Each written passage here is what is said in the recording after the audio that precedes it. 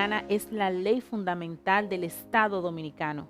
Establece las bases del gobierno, los derechos y deberes de los ciudadanos y los principios de la organización política y social del país. Desde Mirada Educativa, un programa abierto, reflexivo e interactivo, conoceremos nuestra Constitución desde una perspectiva histórico y cultural. Este espacio, que es producido por la Unidad Docente de EduMás, Multimedia Educativo y Cultural de la República Dominicana, le damos a todos ustedes las más cordiales bienvenidas. Hola, Zulmileni. Hola, Lervis, qué bueno tenerte nuevamente en casa y ya recuperada nosotros en este espacio que vamos a estar socializando lo que es la Constitución Dominicana, ese documento magno y es el más grande que tenemos en nuestro país. Así es, esperamos que ustedes disfruten tanto como nosotros este especial. El 6 de noviembre de 1844, en la ciudad de San Cristóbal, fue firmada la primera Constitución Dominicana. ¿En qué condiciones políticas estaba el pueblo dominicano? ¿Quiénes fueron sus redactores de la primera Constitución y qué influencia tenían? Vamos a verlo. Después de la caída de Toussaint con la invasión de Leclerc en 1802, entonces rige el ordenamiento constitucional francés que rápidamente cambia hacia un ordenamiento imperial en medio de esa situación. Y por eso Duarte entonces se plantea un proyecto de ley fundamental. De los pocos países de América y del mundo que tenemos 3 independencias.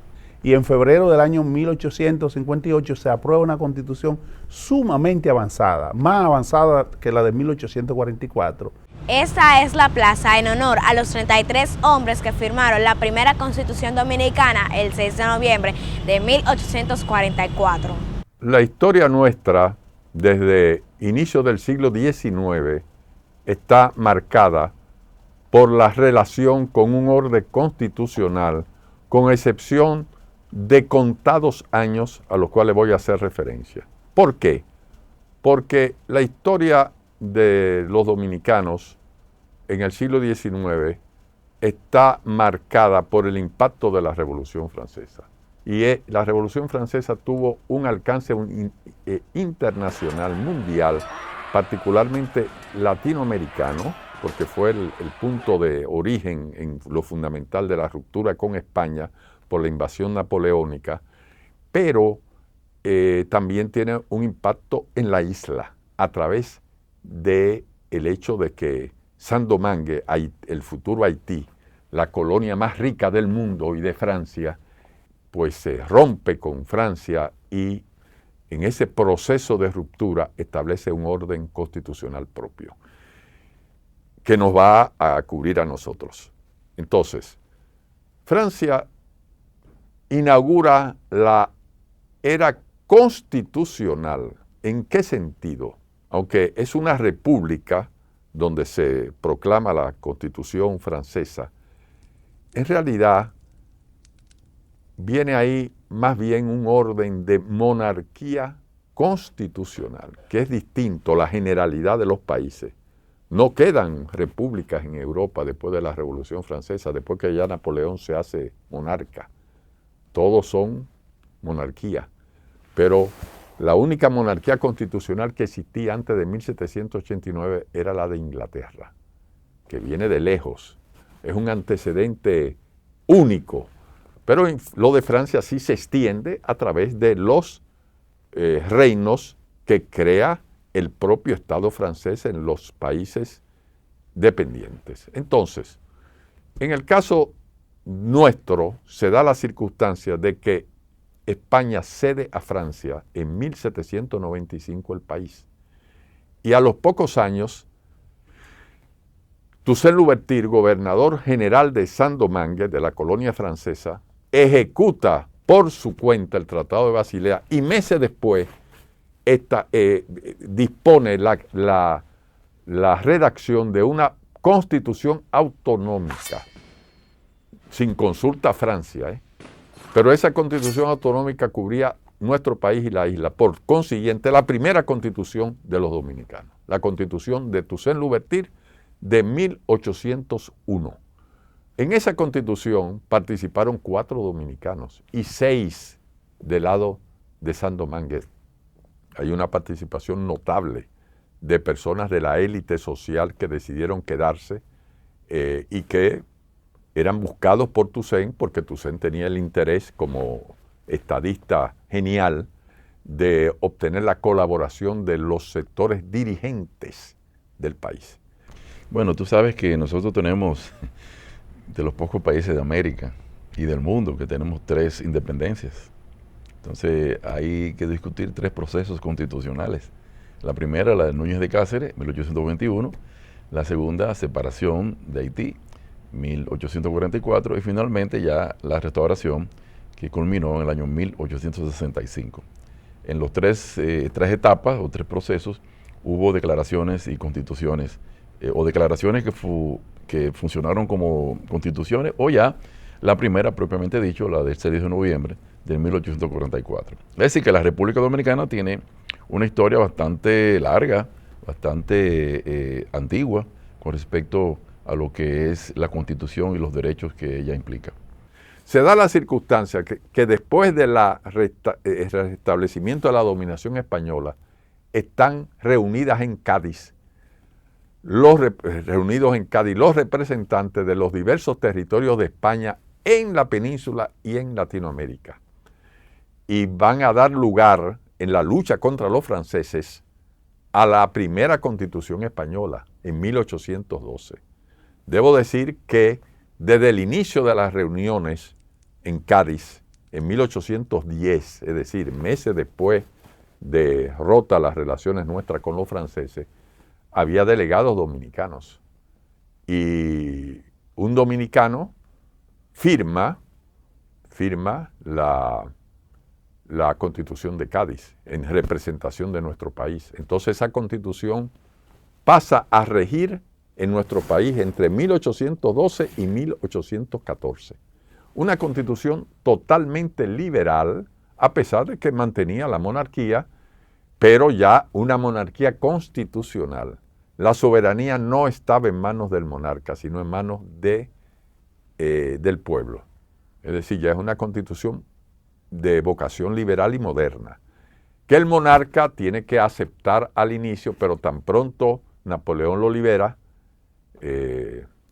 pues él procede a los pocos meses a suprimirla.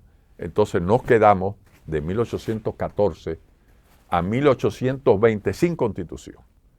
Entonces es un periodo, como yo le digo, el único desde 1801 en que nuestro país dejó de tener un ordenamiento constitucional.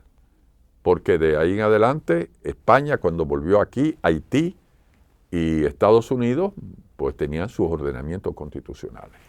Entonces, en 1820 surge un movimiento en España de restablecimiento de la Constitución de Cádiz, que Fernando VII, este gobernante reaccionario, rey de España muy reaccionario, tiene que aceptar a las malas, a regañadientes. Pero inmediatamente se restablece aquí la Diputación Provincial, que es una figura de la Constitución de Cádiz, una figura original de gobiernos colegiados locales a través de diputaciones.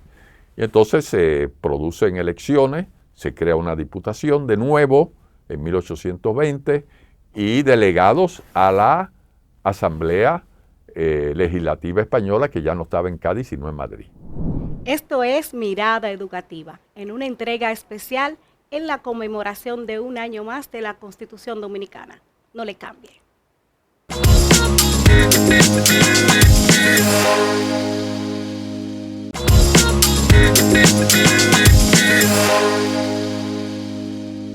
Luego de proclamada la independencia efímera, la lucha liderada por José Núñez de Cáceres, se redacta la primera Carta Constitutiva o la primera ley para el pueblo dominicano. ¿Bajo cuáles condiciones se elabora este primer documento de ley de leyes de Santo Domingo Español? Veamos. Los criollos dirigentes derrocan el orden español el 1 de diciembre de 1821. Fue un movimiento de la clase dirigente criolla que ya sabía que no tenía futuro con España. ¿Qué hace el jefe de ellos, José Núñez de Cáceres? Lo primero es redactar una constitución, un acta legal que rige el nuevo Estado, a pesar de ser una dependencia o estar federativamente asociado, para decirlo de alguna manera, con la Gran Colombia. Eso nunca se consumó porque el delegado que manda nunca vio a Bolívar y no le hicieron mucho caso tampoco. José Núñez de Cáceres era uno de los hombres más cultivados del país. Había sido rector en 1800, cuando la universidad se reabre, auditor de guerra, editor de uno de los 2 primeros periódicos, tenía una imprenta, escritor, tenía una tertulia que alrededor de la cual fue que se desarrollaron todos el movimiento independentista del 1821.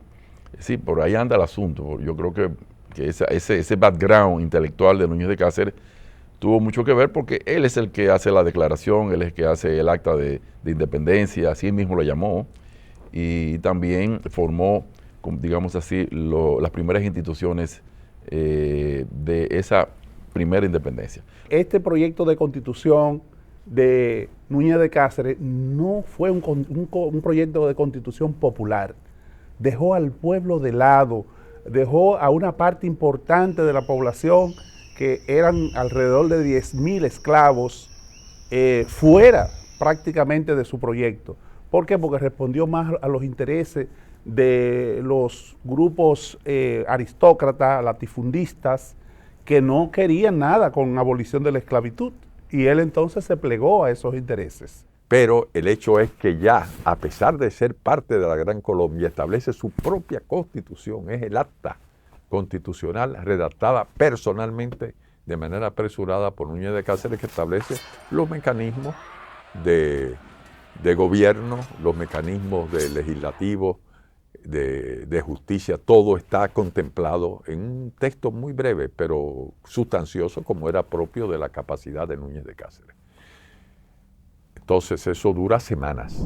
Con la ocupación haitiana, las reglas del territorio de Santo Domingo Español cambian. ¿Bajo cuáles leyes gobiernan los haitianos el territorio de Santo Domingo Español? ¿Cómo recibe el pueblo dominicano los invasores? ¿Qué procesos sociales suceden durante este periodo de invasión? Porque el 9 de febrero del año 1822 entró con alrededor de 12.000 efectivos militares Jean-Pierre Boyer para sellar, vamos a decir, o recuperar la isla completa para el recién proclamado Estado de Haití, que había sido proclamado en el año 1804 y que temía la posibilidad de que Francia o España quisiese recuperar no solo la parte española, sino también la parte que ocupaban ellos, porque habían sido antiguos esclavos, y en Francia y en España había la idea de que había que recuperar. Es después que Jean-Pierre Boyer asume una postura un poco contraria al interés liberal, como fue, por ejemplo, establecer el Código Rural en el año 1826, que obligaba a la población libre a mantenerse sujetada a esos espacios. Es en ese contexto, entonces, que un Jean-Pierre Boyer entonces empieza una política autoritaria, disuelve la Cámara de Diputados en Haití, en la Asamblea Nacional Haitiana. ¿Qué ocurre? Le impone a esta parte de la isla unos impuestos muy elevados, esos impuestos elevadísimos para poder saldar esa deuda que le impuso Francia, pues lleva un descontento cada vez mayor de sectores, de distintos sectores económicos de la sociedad, incluyendo la pequeña burguesía urbana de la que era parte Juan Pablo Duarte. La idea de Duarte siempre estuvo presente en el proyecto de la Constitución Dominicana. Bueno, sin lugar a dudas que el padre de la patria y fundador de la República, Juan Pablo Duarte y Díez, tenía un concepto muy claro de lo que es una patria, de lo que es un Estado. Y él, en su juramento, nos aporta elementos importantes para una nación, para el desarrollo y fomento de una nacionalidad.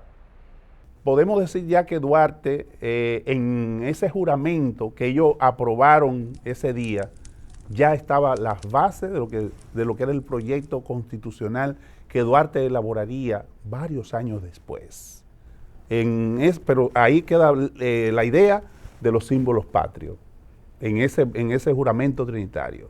Ahí se define específicamente el tipo de bandera en ese juramento, en cómo estarían dispuestos los colores de la bandera, cuáles serían el símbolo del escudo también, y al mismo tiempo lo que es el elemento, el lema de Dios, patria y libertad.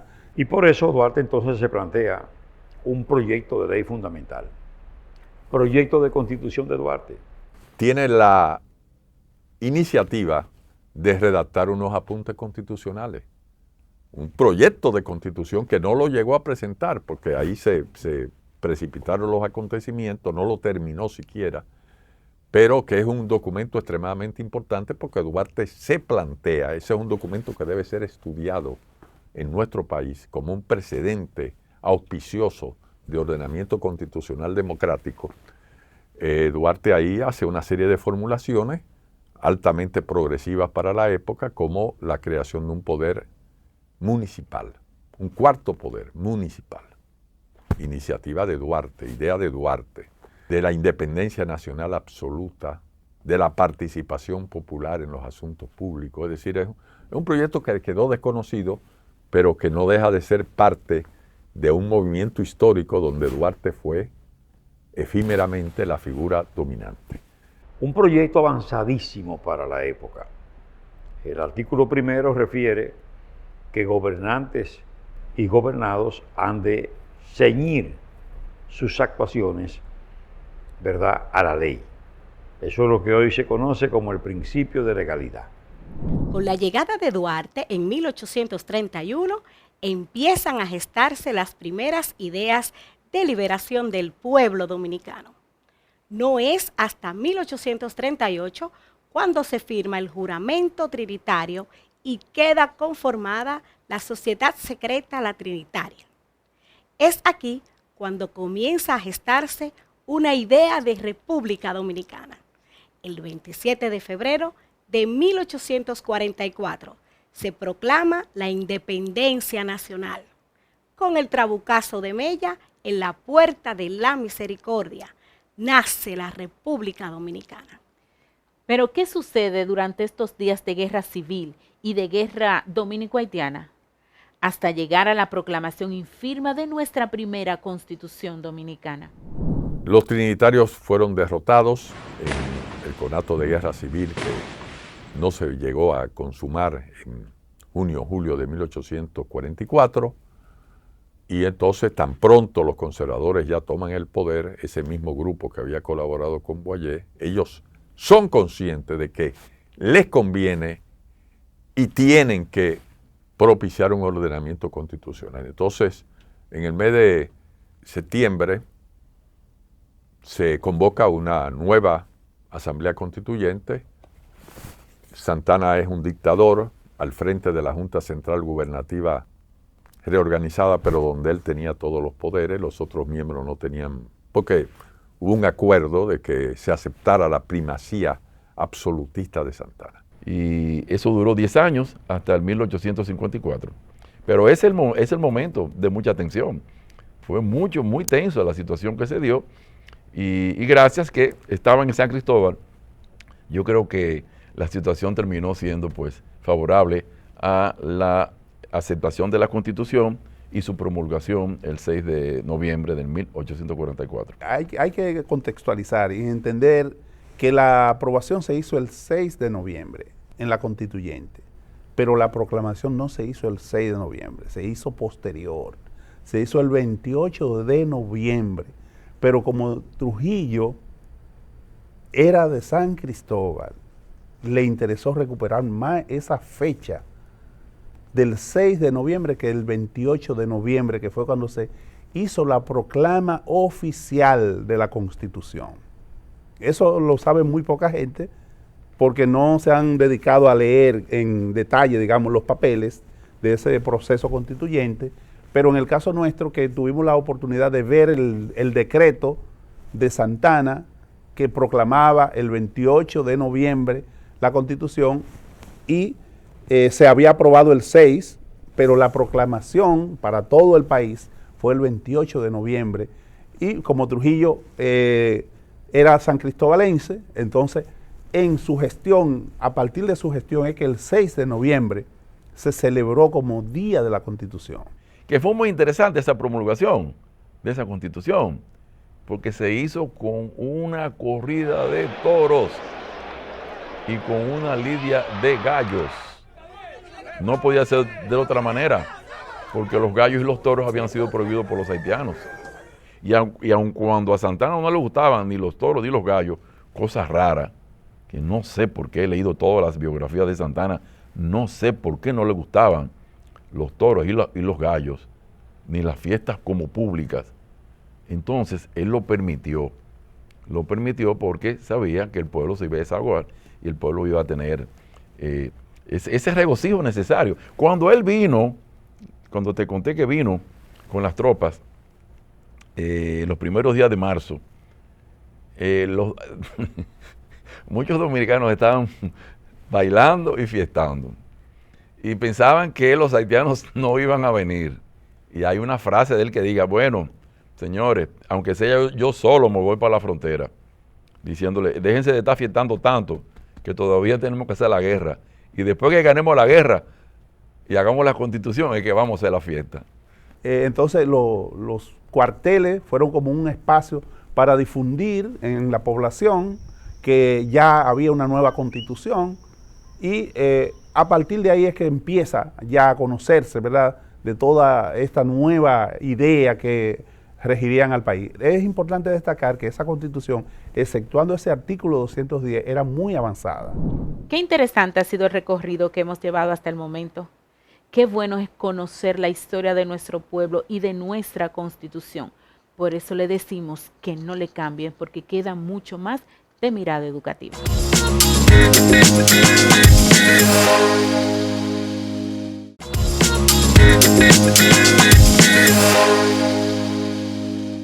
Se firma la Constitución y entra en vigor. Pedro Santana gobierna bajo el artículo 210, que le otorga poderes ilimitados para gobernar. ¿Cómo son estos gobiernos? ¿Qué sucede en el ambiente político y social de la República Dominicana en estos días? La situación política estaba muy tensa, a pesar de que ya Santana se había adueñado del poder y había exiliado a los que son nuestros actuales padres de la patria, Duarte Sánchez Mella y otros más. Ya en el mismo, en julio, 24 de julio, Santana hace una convocatoria. Y lo hace un poquito para a ver si esas tensiones políticas un poquito amainaban, porque la Constitución en cierto sentido es la unión de todos los dominicanos. 21 pueblos y 26, 28 constituyentes, es decir, se reunieron a partir de septiembre y logran ese documento. Pero era un momento lleno de tensión. Pero los constituyentes, a pesar de que eran conservadores, tenían rasgos liberales y querían un ordenamiento legal. Eso es muy importante. Por eso la Constitución de 1844 es una constitución propiciada por el sector conservador anexionista, pero que al mismo tiempo busca un ordenamiento legal, moderno, y por eso yo puedo decir que es una constitución liberal, que recoge influencias de Estados Unidos, de Haití, de esa constitución muy avanzada de diciembre de 1843, donde participaron unos 10 dominicanos, no estoy seguro de la cifra ahora, pero donde están gente como Buenaventura Báez, Manuel María Valencia, los mentores de la Constitución de 1844 nuestra, del 6 de noviembre, estuvieron en Haití. Entonces hay esa conexión. Ellos quieren hacer una constitución liberal para establecer un orden conservador. Ahora bien, era tan liberal, a ojo de Pedro Santana, primero que ellos, conscientes de esa diferencia, deciden irse a San Cristóbal para estar lejos de Santana. O sea, ellos deliberar lejos de Santana. Pero cuando Santana ve ese texto aprobado, dice, yo no voy a gobernar con esa constitución porque no se puede gobernar así.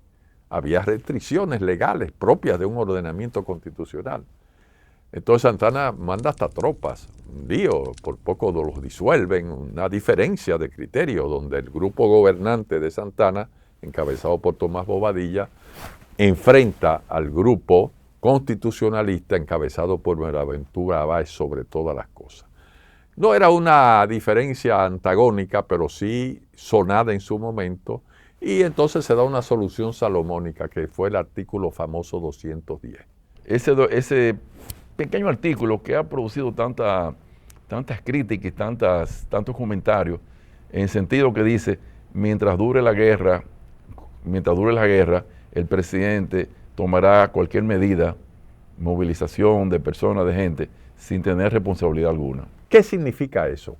Que en nuestro país ha habido desde entonces, y yo diría desde antes, pero desde entonces de manera clara, desde que somos Estado Dominicano, un desfase entre una letra constitucional y una realidad operativa de funcionamiento del Estado que no se corresponde en lo profundo con el espíritu progresivo o moderno de las constituciones.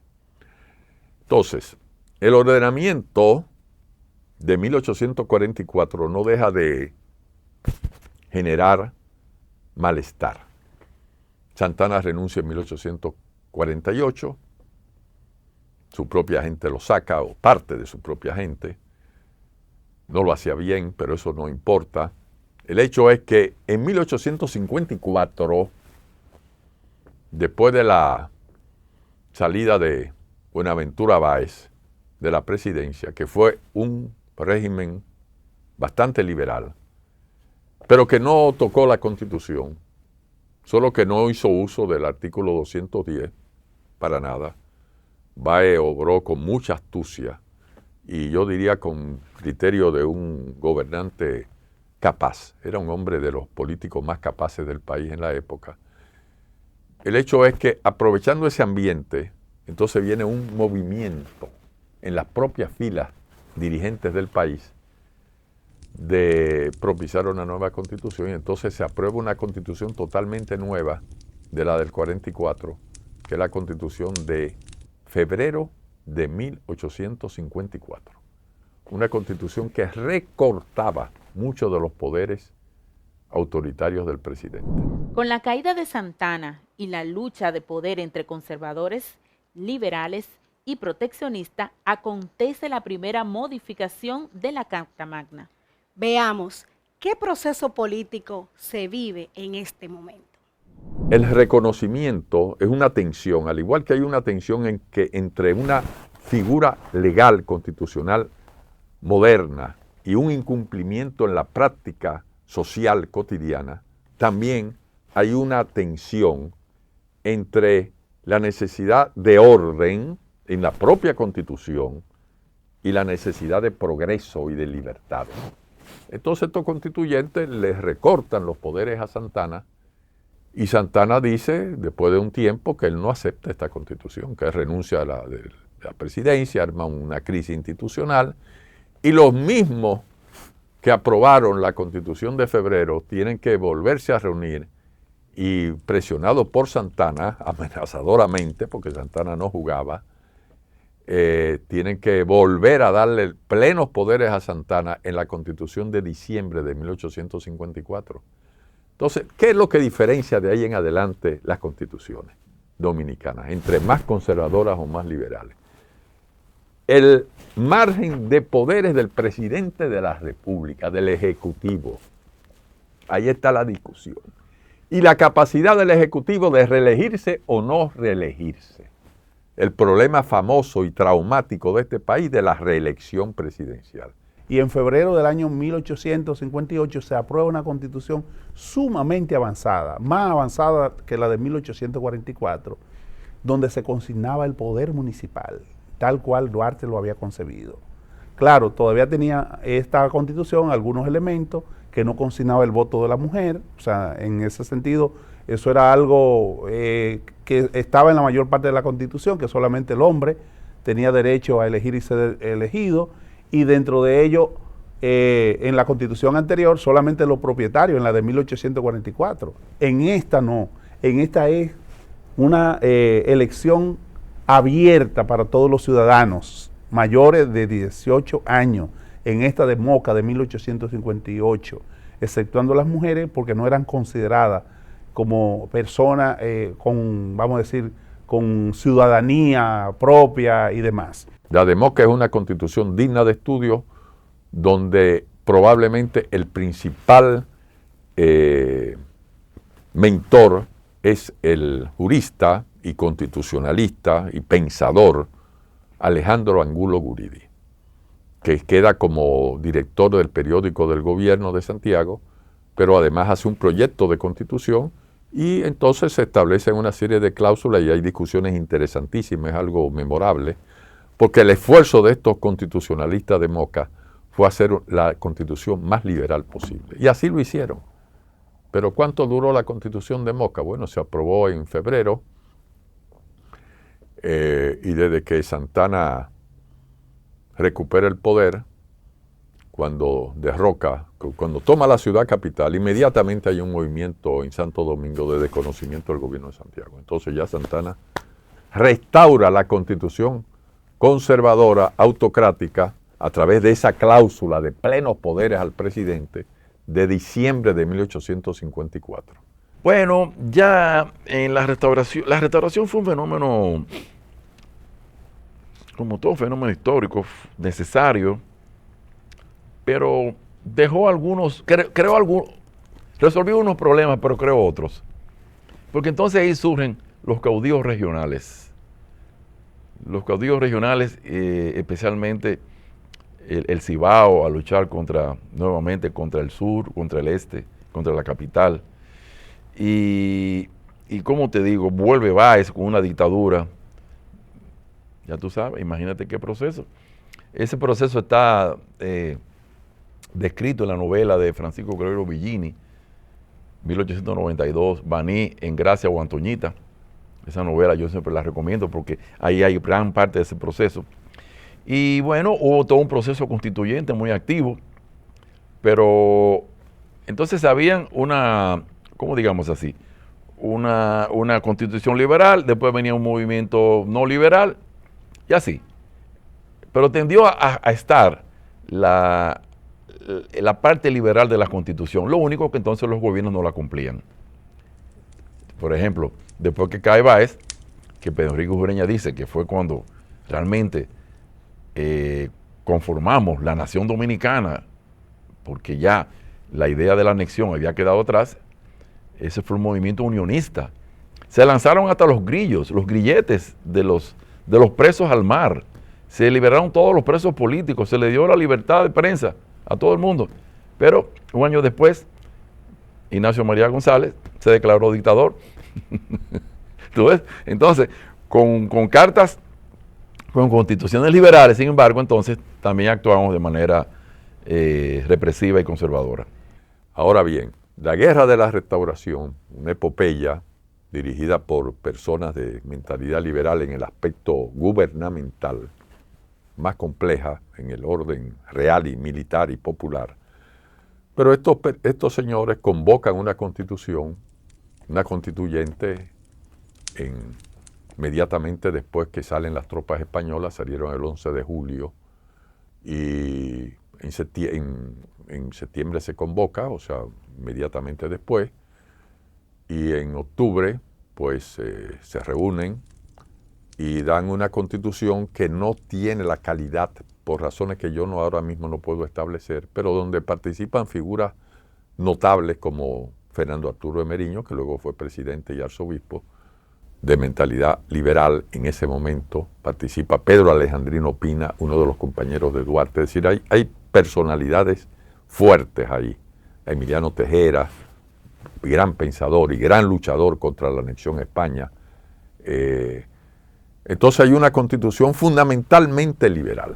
La guerra restauradora pone fin a la lucha de anexión del territorio dominicano a cualquier potencia extranjera. El gobierno de Gregorio Luperón proclama una constitución para gobernar durante este periodo histórico. ¿Qué de especial tiene esta Constitución para los dominicanos? Es la Constitución de Gregorio Luperón, 1880, que sí podemos hablar de una Constitución sumamente liberal y sumamente avanzada. ¿Por qué? Porque por un lado limita el poder presidencial de 4, o bajó de 4 a 2 años la elección del presidente. Eliminó la reelección presidencial consecutiva y al mismo tiempo creó todas las condiciones para un desarrollo económico sostenido de la República Dominicana. De manera que primera vez y única vez que se ha gobernado desde Puerto Plata, lo hizo Gregorio Luperón, y entonces hizo aprobar una constitución sumamente liberal, sumamente avanzada, reconocedora de los principios democráticos, de que todo el mundo podía expresarse libremente sin ningún tipo de coacción. Entonces podemos ver en ese gobierno de Gregorio Luperón de septiembre de 1879 a septiembre del año 1880, un gobierno que fue coherente con esa nueva constitución que él hizo aprobar con todo el respeto a la voluntad popular y consignando esos mecanismos de participación social a todo lo largo y ancho de la República Dominicana. De nuevo, vigencia efímera, porque a los pocos años, 2 años, los liberales del Partido Azul, que son los que gestionan eso, van perdiendo fuerza, primero de manera mediada, cuando los caudillos del Este llaman a Buenaventura Báez, que hasta días antes había sido general del ejército español. Increíble, pero así ha funcionado la historia dominicana. Entonces, bueno, cuando Báez se consolida en el poder, y se consolida en 1868, estamos hablando de 2 años y pico después de la restauración, un desastre lo que sucedía en nuestro país, por desgracia, con gran apoyo popular. Báez era adorado por la masa campesina del país. ¿Qué es la esencia de esto? Cuando llega un gobernante que desea prolongarse en el poder, como Ulises Heró, entonces establece los lineamientos constitucionales necesarios para su legalización, hasta donde le interesa y conviene. Ahora bien, siempre dentro de un ordenamiento regido por los parámetros constitucionales del mundo occidental. Entonces sigue ese desfase. Heró, de 1886, es un gobernante totalmente autoritario, pero que ignora la propia Constitución aprobada años antes por ellos mismos, por sus seguidores, que casi todos se hacen sus seguidores del Partido Azul.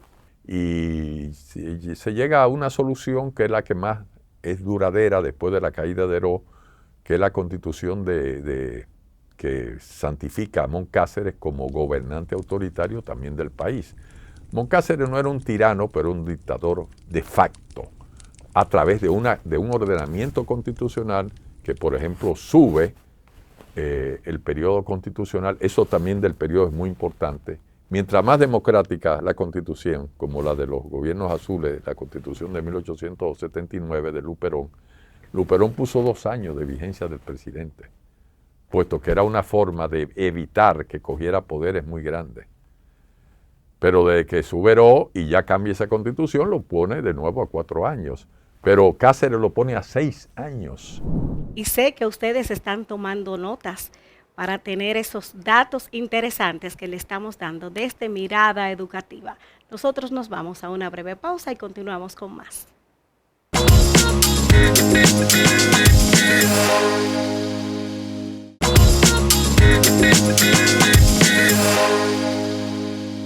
Para 1916 vivimos el proceso de ocupación norteamericana, donde cesan todos los derechos constitucionales para el territorio dominicano y comienza a gobernarse bajo las leyes norteamericanas. ¿Qué pasa durante este periodo hasta el gobierno de Horacio Vázquez? ¿Qué impacto tuvo la era de Trujillo sobre los derechos constitucionales? No, la Constitución es un ente histórico que también es parte de la historia. Es decir, produce historia, pero también es un producto de la historia, dependiendo de las de las coyunturas y de las estructuras políticas. Los mismos liberales que suben con el gobierno de Luperón, Meriño, Lilis, que era liberal en sus inicios, pues tenía constituciones liberales y gobiernos que eran autocráticos. El caso del presidente Meriño, que llegó también a declararse dictador. Dictador era tengo que aclarar, dictador es una figura política bastante diferente a lo que entendemos hoy por ella. Se originó en Roma y era una figura muy importante porque era un militar o un civil que el Senado le daba la oportunidad de tomar todos los poderes por una situación una situación física, de un terremoto o de una guerra civil. Entonces los dictadores no eran en ese sentido malos, sino que eran limitados en el tiempo para una función social y pública. Entonces, bueno, es una historia ficticia, formal, desde luego le da categoría al Estado Dominicano, categoría de existencia formal al Estado y funcional en buena medida también. Y bajo Trujillo asistimos a la misma historia, constituciones legales, constituciones modernas, constituciones democráticas elaboradas por juristas brillantes, en papel, pero por supuesto. O sea, el Congreso es el primer poder del Estado, pero ¿qué hacía Trujillo? Cada vez que se elegía a un congresista, le entregaba una carta donde renunciaba sin fecha a su condición.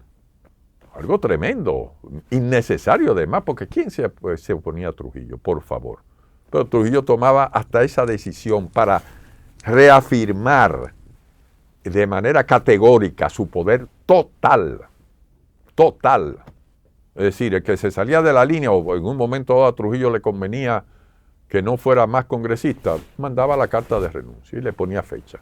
Y ahí dejaba de ser congresista. Eso sucedió pocas veces porque no era necesario, pero existía. Aquí vemos esa discrepancia entre realidad y letra. Se aprobó hace tantos años. No, es un proceso diario. Es un proceso diario. Y hay países que tienen involución, hay otros países que tienen revoluciones a su respecto. Hay otros países en los que la Constitución se queda como un pedazo de papel. Eso no fue una frase de Joaquín Balaguer.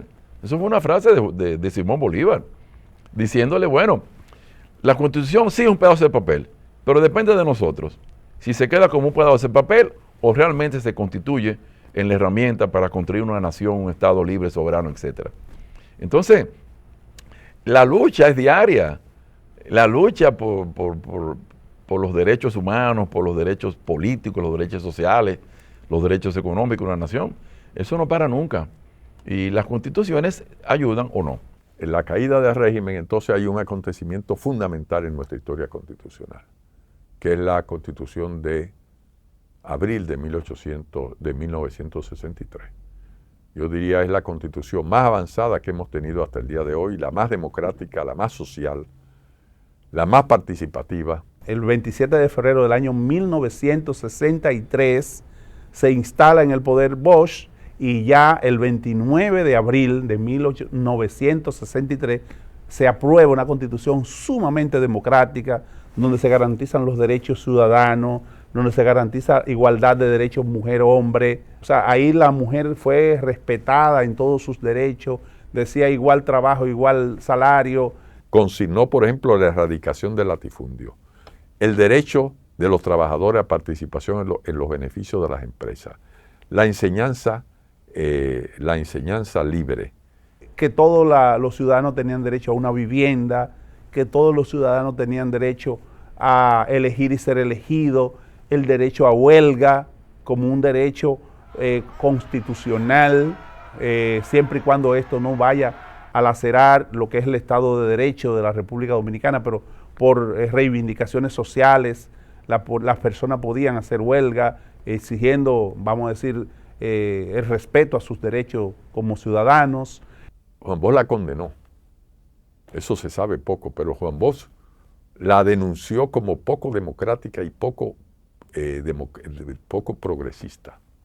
Pero evidentemente, si lo vemos en perspectiva, vemos que fue un avance tremendo. En fin, es una constitución sumamente avanzada donde se consignan también una serie de elementos de castigo a la corrupción administrativa. Pero esa constitución genera un rechazo feroz de los círculos conservadores del país, trujillistas y no trujillistas, que vieron una amenaza a la propiedad privada. La participación de los trabajadores en los beneficios de las empresas, no, eso es mala palabra, eso es imposible. Entonces, eso viene un cuestionamiento eclesiástico por la libertad de conciencia, porque normalmente se establecía la religión católica como religión del Estado. La Constitución del 63 ya no consigna esto, entonces la Iglesia hace una guerra. Y esto es la base de los mítines de reafirmación cristiana, en que la Iglesia Católica juega un papel decisivo en el derrocamiento del orden constitucional y democrático de Juan Bosch. Según me han dicho participantes en el movimiento del golpe de Estado, el principal instigador del golpe fue la jerarquía eclesiástica. Eso habría que verlo si es cierto, porque también la jerarquía militar fue decisiva. Esa gente no creía en democracia y Juan Bosch lo que estableció, legalizado en el orden constitucional de 1963, del 29 de abril, fue una constitución democrática, realmente democrática. Joaquín Balaguer, lo sustantivo, porque lo otro fue totalmente efímero, además sin ninguna realidad constitucional, porque imagínense, el triunvirato es un orden totalmente absurdo. O sea, no es un presidente, no hay Congreso, o sea, es un orden caótico, yo diría caótico, porque no responde ni siquiera a la letra constitucional. Es resultado de un golpe de Estado ominoso. Entonces, bueno, ahí viene precisamente como respuesta necesaria de la sociedad aplastantemente la caída del triunvirato y la invasión norteamericana que produce el retorno de Joaquín Balaguer a la presidencia y del trujillismo. Del caso de Balaguer, en el año 1966, que mantuvo el artículo 55 con todos los poderes extraordinarios para el doctor Joaquín Balaguer. O sea, era una réplica de ese artículo 210 de Santana, que Balaguer lo recuperó en la Constitución de 1966, que estuvo vigente hasta el año 1994, cuando se dio el Pacto por la Democracia, exceptuando muy leves modificaciones que se hicieran en el transcurso. Balaguer, ¿qué hace? Inspirarse en el trujillismo y hace una constitución completamente conservadora, claro, de apariencia también legal y moderna, según la tradición occidental, pero que le otorga el famoso artículo que le otorga a Joaquín Balaguer poderes totales. Es decir, Balaguer gobierna con su constitución de 1966, se promulgó rápidamente después de llegar a la presidencia, eso fue acelerado. Rápido, las cámaras se hicieron congresos constituyentes y lo que hacen es amparar los elementos del poder total que necesitaba Balaguer para gobernar y el instrumento también necesario para perpetuarse en el poder, que era reelección indefinida. Es una constitución nueva, yo diría, tomada, además son los mismos juristas, porque intervienen juristas, claro está. Yo no tengo los detalles ahora mismo de cómo se hizo, es de lo que menos conozco de los ordenamientos constitucionales dominicanos, pero evidentemente la gente de la formación trujillista, señores, eran 30 años, 31 años de peso de un ordenamiento sistemático, amparado en un orden constitucional que además iba siendo perfeccionado. Trujillo le prestaba atención a eso y por eso hubo varias constituciones trujillistas, creo que 4. O sea, Trujillo le prestaba atención, Trujillo todo lo hacía legal, todo era legal. Y Balaguer también, en apariencia legal, pero, por favor, bueno, sí, la legalidad, sí, reelección indefinida. Y en cada ocasión Balaguer decía que no le interesaba la reelección y siempre se reelegía, porque era parte del juego, de esta distancia que le digo. Pero desde 1966 hasta 1994 fue que rigió esa constitución del doctor Balaguer, y el artículo 55 le daba poderes extraordinarios al presidente de la República. No de matar y de eliminar abiertamente, pero él también incluso hizo eso, valiéndose de ese poder extraordinario en ese gobierno, sobre todo de los 12 años. Y luego también hizo algo similar en lo que fue el gobierno de los 10 años con la desaparición de Narciso González Narcisazo. Yo quiero insistir en el reconocimiento de que esta constitución vigente es una constitución pensada con participación notable de juristas autorizados, con consultas y que, bueno, pues ha tenido sus resultados positivos. Incorporar todos esos elementos que favorecen un sistema democrático donde nadie hoy día se atreve a pensar en retrotraer al pueblo dominicano a un gobierno dictatorial, a un gobierno autoritario. No, pero para mí, que soy historiador de oficio, pues le agradezco mucho a la red educativa. Yo digo que esto es la educación sin paredes. Esta es la educación, esta es una estrategia fundamental para el siglo XXI y los siglos que vienen. Es decir, vamos a incluir los medios de comunicación y a discutir los temas de la historia. Interesante este audiovisual que Mirada Educativa ha puesto a la disposición de toda la comunidad educativa de República Dominicana. Sin lugar a duda, una joya para la educación dominicana. Así es, Lervis, y tenemos que agradecer a estos historiadores que han estado, pues, dándonos esa mirada histórica por nuestra Constitución Dominicana y lo que ha sido hasta el día de hoy. Sí, queremos agradecer a los colaboradores de siempre, Juan de la Cruz, Wilson Gómez, José Guerrero y Roberto Casá, que de forma magistral nos han guiado a través de la historia, recreando todo lo que se produjo, toda la antesala para la firma de esta Constitución y lo que pasó después en todas sus modificaciones. Gracias, maestros, por la colaboración de siempre. Así es, un material que varios docentes del área de ciencias sociales y también del área de lengua española, y lo digo porque es mi área donde pueden, pues, realizar actividades y estrategias y conocer más a fondo lo que ha sido nuestra Constitución. Yo sé que es un material que se le va a sacar el jugo. Nosotros lo vamos a tener colgado en nuestro canal de YouTube. Recordarles que este espacio es producido por la Unidad Docente de EDUMAS, Multimedia Educativo y Cultural de la República Dominicana, y como estos van a recibir muchísimos otros materiales históricos que yo sé que ustedes lo van a disfrutar tanto como nosotros. Será hasta la próxima entrega, Zulmi. Bendiciones.